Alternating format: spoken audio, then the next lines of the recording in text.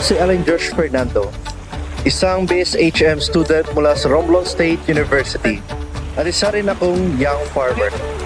Ngayong araw, ikukwento ko sa inyo ang journey ng aking product innovation na ang seaweed spread. Tara, samahan niyo ako! Noong 2020, sa edad na 17 ay pumasok ako sa seminaryo upang tahakin ang landas ng bokasyon. Hindi naging madali ang pag-a-adjust, lalo na't malayo sa pamilya. Ngunit hinarap ko ito na may determinasyon at pananampalataya. Kinuha ko ang kursong AB Classical Philosophy sa loob ng 1 taon, kung saan nahubog ang aking kaisipan, disiplina at spiritual na buhay. Dito ko rin mas nakilala ang aking sarili at ang aking tunay na hangarin. Sa huli, napagtanto kong may ibang landas na inilaan ng Diyos para sa akin.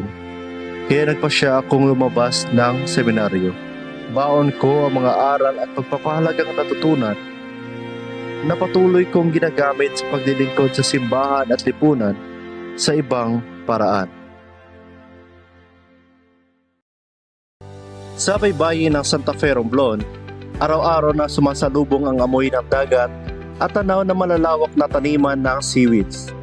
Kilala ang bayan bilang nangungunang tagapag-produce ng seaweed sa buong Romblon. Kaya't halos bawat pamilya ay may bahagi sa pagtatanim, pag-aani at pagpapatuyo nito sa ilalim ng araw. Ang pagtatanim ng seaweeds ay pangunahing pinagkukunan ng kabuhayan ng maraming pamilya. Ngunit sa kabila ng kanilang sipag at tiyaga, marami sa mga seaweed farmers ang nahihirapang makabenta ng kanilang ani. Dahil sa kakulangan ng mga buyers, kadalasan ay bumababa ang presyo at pinapadala ito sa ibang isla. Sa pangunguna ng Green Grace Seaweed Spread, direktang binibili ang seaweed mula sa ating mga lokal na magsasaka upang matiyak na may tuloy-tuloy silang kita at patas na oportunidad. Paguli si Martin Tamayo, limang tuig ng kong ka-seaweeds. Bahol na bulik sa amon sa adlaw ng mga pangita. Kabar kan mabaskog tuloy gyapon na mong palawod ang pang seaweeds. Kabar hirap ang among pangabuhi. Seaweeds lang kami. Nga bitaan ako nga nagdao si DJ sa IFC. Jaman to gabuol sa akong seaweeds. Ako si Jana Tamayo, asawa at seaweed farmers.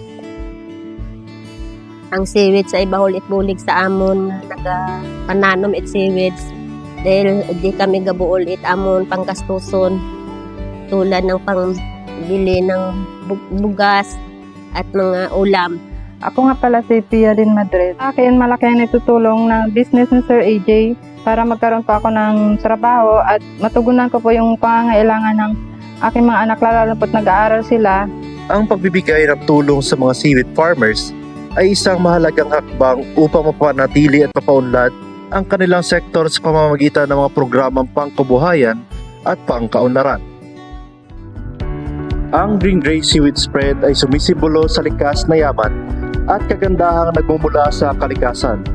Ang salitang green ay kumakatawan sa sariwa, masustansya at organikong sangkap ng seaweeds na pangunahing pinagmula ng produkto. Habang ang Grace naman ay hango sa istorya na ako ay dating seminarista.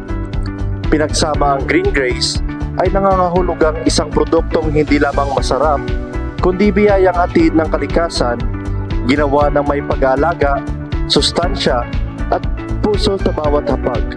At puno ng katapatan mula sa aming kamay hanggang sa iyong hapag. At sa muli, ako si Alan Josh Fernando, ang inyong Young Farmers Challenge 2025 Regional Awardee. At ito ang Green Grace Seaweed Spread, handog ng dagat, selyado ng pagmamahal.